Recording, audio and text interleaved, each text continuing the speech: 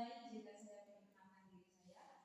Nama lengkap saya Bebita Chandri, saya biasa disapa Shirley. Saya kuliah di SIPA Sampus Student semester 4. Pada kesempatan ini saya akan membawakan katekese dengan tema menghormati orang tua dalam bentuk perkataan dan perbuatan.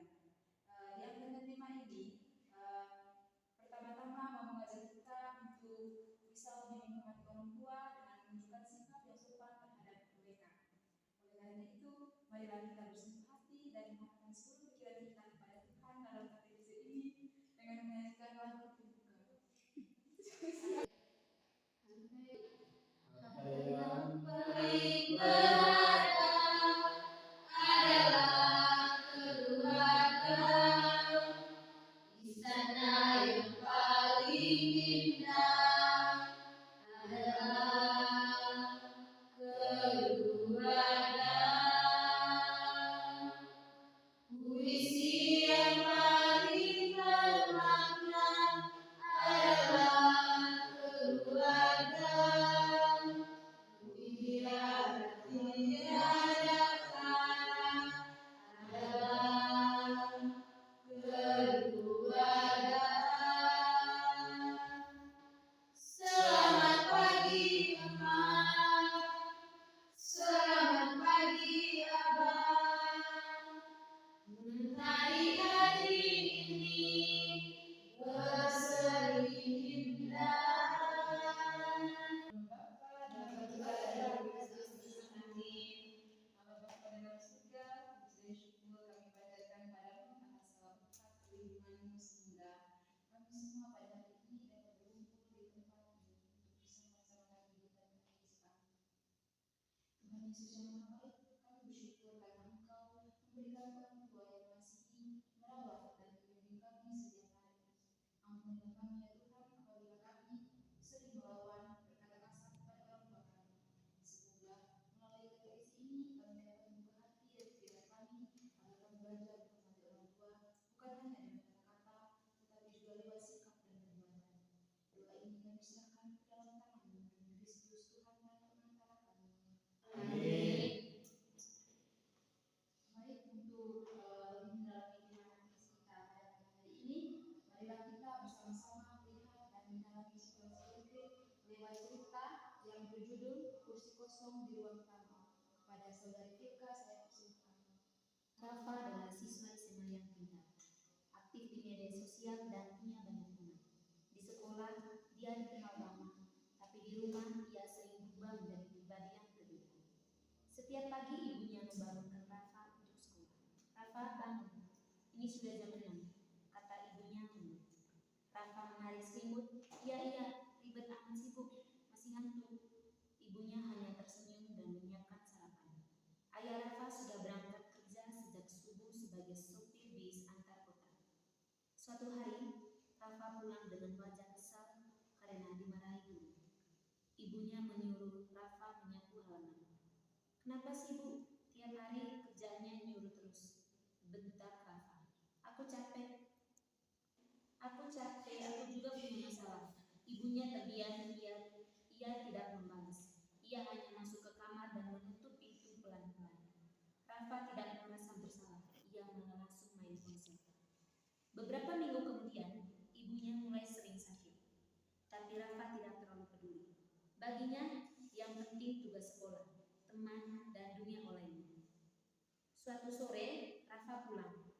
Rumah terasa sepi, tidak ada suara piring, tidak ada aroma masakan. Ayahnya duduk di ruang tamu. Raf, ibu masuk rumah sakit, kata ayah dengan suara berat. Rafa kaget.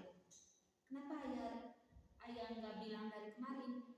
Ayah menatap Rafa. Kamu selalu sibuk, Nak. Ayah pikir kamu nggak mau diganggu. Di rumah sakit, Rafa melihat ibunya terbaring lemah, tangannya dipenuhi selang infus. Ibunya membuka mata dan tersenyum. Rafa sudah pulang sekolah. Rafa tidak menjawab. Tenggorokannya tercekat. Ia teringat semua kata kasar, semua bentakan, semua sikap acuh yang pernah ia lakukan. Malam itu ibunya berkata pelan, ibu tidak butuh kamu jadi anak sempurna. Ibu cuma ingin kamu bicara dengan baik dan ingat bahwa ibu selalu sayang kamu. Rafa menangis untuk pertama kalinya. Ia menggenggam tangan ibunya. Beberapa hari kemudian, ibunya meninggal dunia. Di rumah Rafa melihat kursi kosong di ruang tamu, kursi tempat ibunya biasa duduk sambil menunggu Rafa pulang sekolah. Untuk pertama kalinya, Rafa merasakan sepi yang sangat dalam. Ia berkata dalam hati, ternyata yang paling menyakitkan bukan kehilangan orang tua, tapi kehilangan kesempatan untuk bersikap baik saat mereka masih ada. Sejak saat itu, Rafa berubah. Ia mulai bicara lebih sopan kepada ayahnya. Ia membantu tanpa disuruh, bukan karena takut dimarahi, tapi karena ia takut kasih tidak boleh tunda.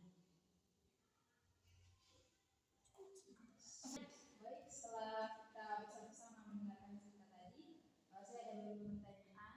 Yang pertama, kira-kira bagaimana perasaan saudari-saudara setelah mendengar cerita tentang Rafa tadi? Baik, kepada saudari ini.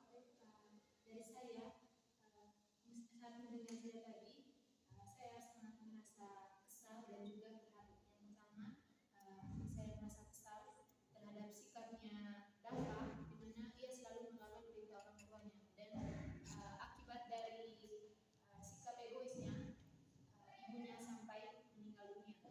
Dan yang kedua, saya juga merasa terharu karena Rafa akhirnya bisa berubah dan dia mulai menuruti nasihat dari ayahnya meskipun ibunya sudah meninggal. Baik, terima kasih untuk jawaban dari saudari Ilin. Teman-teman semua, ada pengalaman yang serupa dengan cerita Rafa.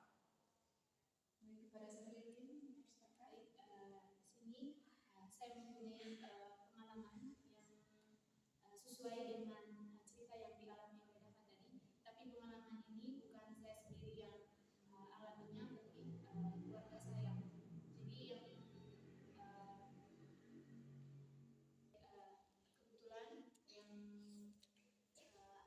alami situasi seperti ada tadi, ada juga saya punya sepupu di mana katanya dia bilang kepada orang tuanya bahwa dia mau kuliah di Makassar, dan sampai kurang lebih tiga tahun orang tuanya selalu mengirimkan dia uang karena mereka berpikir bahwa anaknya kuliah di Makassar. Dan sedihnya saat dia bilang begini ke orang tuanya, maka dia rencananya dia itu sampai D3 dan dia bilang begini, pokoknya nanti setelah saya tamat saya harus syukur wisuda. Dan waktu itu saat ada kabar begini bahwa dia sudah tamat, dan bapak-bapak dia telepon orang tua saya untuk bisa menghadiri acara wisuda anaknya. Dan ternyata anaknya ini tidak kuliah di Makassar. Baik, waktu itu orang tua dari sepupunya sepupu ini telepon orang tua saya untuk menghadiri acara wisuda anaknya, dan dia sangat merasa senang karena anaknya sudah bisa selesai kuliah. Dan waktu itu acaranya sangat ramai, dan saya juga waktu itu ikut acara wisudanya sepupunya sepupu itu. Pokoknya ramai sekali.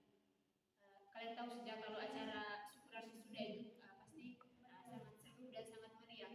Dan yang bikin sedihnya teman-teman, beberapa minggu kemudian ada bukan keluarga sih, temannya saya punya kakak sepupu di telepon.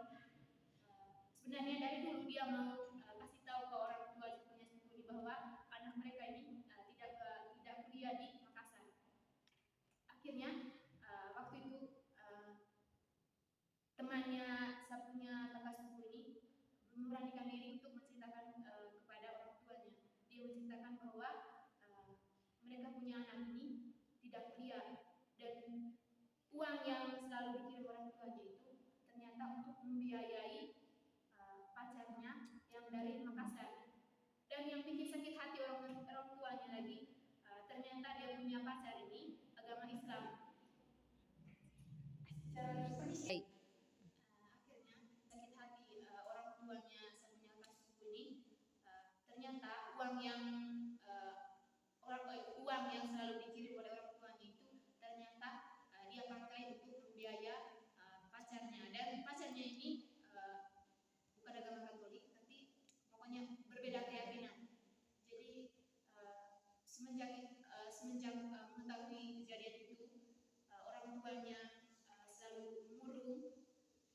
setiap hari selalu mengeluh karena memikirkan anaknya, karena ternyata anak-anaknya itu membohongi mereka bahwa dia kuliah di Makassar, ternyata tidak. Dan kebetulan ayah dari sabunnya kakak sepupu ini dia mempunyai riwayat sakit dan tidak bisa mengonsumsi daging sapi dan daging babi. Tetapi untuk melampiaskan segala sakit hati, segala kekecewaan dia terhadap anaknya, akhirnya dia selalu makan daging babi dan makan daging sapi, dan sampai pada akhirnya dia dibawa ke rumah sakit. Dan waktu itu orang tua setelah orang tua ini mengonsumsi daging sapi dan juga daging babi, akhirnya dia punya sakit minum lagi dan dia dilarikan ke rumah sakit. Dan singkat cerita teman-teman, akhirnya orang tua dari satunya kasus ini akhirnya meninggal dunia. Dan waktu itu si anak ini, dia punya anak ini menyesal karena dia tahu bahwa orang tuanya meninggal gara-gara dia, karena dia telah menipu orang tuanya. Dan singkat cerita juga teman-teman, si ibunya ini karena terlalu memikirkan suaminya dan juga memikirkan apa yang dilakukan oleh anaknya yang telah mengecewakan mereka, yang telah menipu mereka, akhirnya beberapa tahun kemudian ibunya juga meninggal. Akhirnya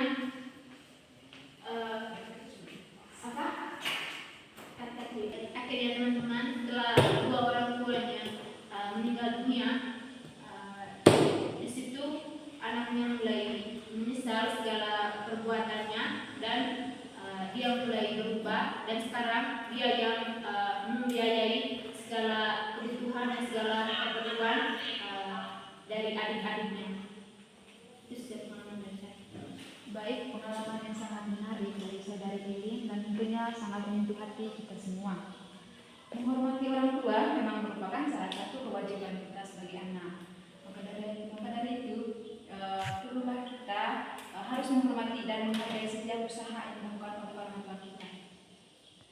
Baik, setelah kita melihat situasi konkret tadi, marilah kita bersama-sama menimba inspirasi dari surat suci. Kepada saudari Dila, saya persilakan untuk membaca. Bacaan dari surat Paulus kepada jemaat di Efesus. Taat dan kasih. Hai anak-anak, taatilah orang tuamu di dalam Tuhan, karena demikianlah yang benar. Hormatilah ayahmu dan ibumu. Ini adalah suatu perintah yang penting, seperti yang nyata dari janji ini, supaya kamu berbahagia dan panjang umurmu di bumi. Demikianlah sabda Tuhan. Syukur kepada Allah. Baik, setelah kita mendengar teks kita suci tadi, kira-kira dari teks kita suci, ayat mana yang menarik menurut teman-teman semua? Baik, kepada saudari Lani, saya silakan. Baik, kalau menurut saya semua ayat itu menarik karena dalam ayat tersebut di situ terdapat juga perintah Allah tentang menghormati ayah dan ibu. Di sini juga dinyatakan bahwa kita harus menghormati orang tua kita, karena itu merupakan perintah dari Allah sendiri. Oleh karena itu kita harus menghormati orang tua kita. Baik, terima kasih kepada saudari Lani. Baik, kepada saudari Tika. Dari saya, menurut saya ayat yang paling menarik dari perikop kita suci ini itu ada ayat 2, hormatilah ayahmu dan ibumu. Ini adalah suatu perintah yang penting seperti yang nyata dari janji ini, bahwa menghormati ayah ibu suatu perintah dari Tuhan yang sudah tertata jelas dalam kitab suci ini, dan yang dimana kita harus menjalani perintah dari Tuhan tersebut, dan dimana kita harus menghormati, dan juga kita harus menjaga dan merawat mereka sehingga kita akan hidup lebih bahagia lagi ke depannya. Baik, terima kasih dari saudari Tika. Baik, selanjutnya apa pesan dari kitab suci yang telah kita dengarkan bersama tadi? Mungkin ada dari teman-teman. Baik, kepada saudari Lani. Baik, kalau menurut saya pesan dari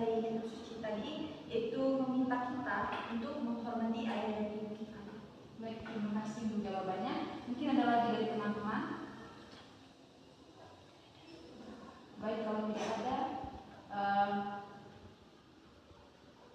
saudara-saudara yang dikasih dalam Kristus dan bacaan Kristus bab 6 ayat 1 sampai 3 tadi mau menjelaskan kepada kita bahwa sikap hormat itu perlu diperdalam, bukan hanya sebagai norma sosial atau adat budaya, tetapi sebagai perintah Allah sendiri. Artinya, ketika kita menghormati orang tua, berarti sebenarnya itu kita sedang menghormati Tuhan sendiri, tapi lewat orang tua.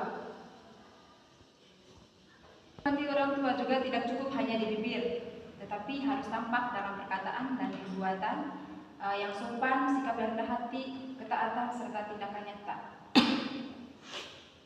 Supaya katekisi kita pada hari ini membuahkan hasil, mungkin dari teman-teman ada tawaran aksi konkret atau aksi nyata untuk keberlanjutan ilmu katekisi kita pada hari ini, supaya ada tindakan nyata kita sebagai anak untuk menghormati orang tua. Mungkin dari teman-teman ada tawaran aksi konkret. Baik, kepada saudara ini. Baik, kalau dari saya, untuk pribadinya saya rasa mulai dari diri kita dulu untuk menghormati dan menghargai orang tua kita. Jangan membantah kalau diperintah, jangan menghormati orang tua. Lalu untuk kelompoknya, saya rasa aku juga melakukan kunjungan ke panti jompo, karena di situ kan orang tua itu ditelantarkan oleh anak-anak. Jadi kita di sana itu untuk menghibur mereka, supaya untuk mengusir rasa kesepian mereka dan kerinduan mereka terhadap anak-anaknya, sehingga kita kunjungan di sana untuk berbaur dengan orang-orang tua di sana dan mengisi kekosongan hati mereka dengan berbaur dengan mereka. Baik, dari saudara. Baik, tawaran yang sangat menarik dari saudara tadi. Mungkin dari teman-teman ada tawaran lagi? Baik, kepada saudara ini.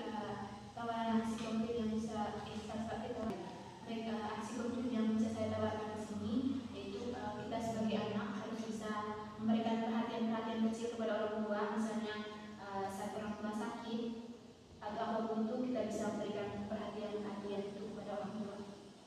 Baik, saya tawaran yang sangat menarik dari saudara ini. Mungkin dari teman-teman ada lagi? Tidak ada. Baik, jika tidak ada, apakah tawaran aksi konkret ini dapat diterima oleh teman-teman semua? Diterima. Baik, saya minta kesediaan dari dua orang teman untuk membawakan doa penutupan.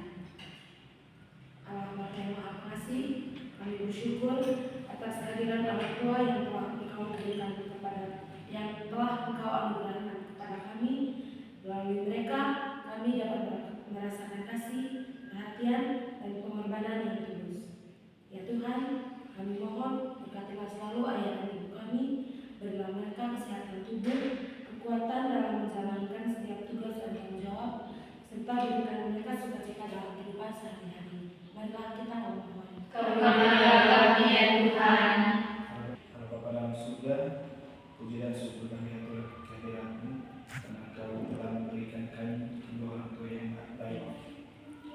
Ya Tuhan, semoga orang tua kami dapat mendidik kami lebih baik lagi, supaya kami berguna bagi bangsa dan negara. Marilah kita memohon. Kebenaran kami ya Tuhan.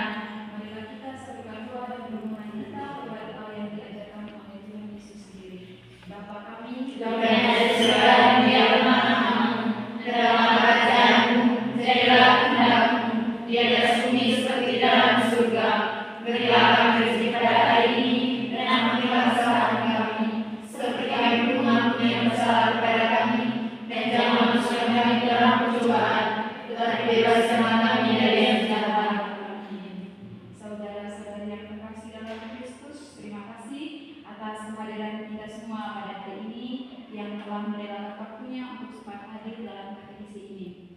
Semoga katekisi yang telah kita bawakan hari ini dapat meneguhkan hati kita untuk lebih taat, menghormati serta menghargai orang tua, dan semoga hati kita tergerak untuk terus taat dan menghormati serta menghargai orang tua setelah mengikuti katekisi ini.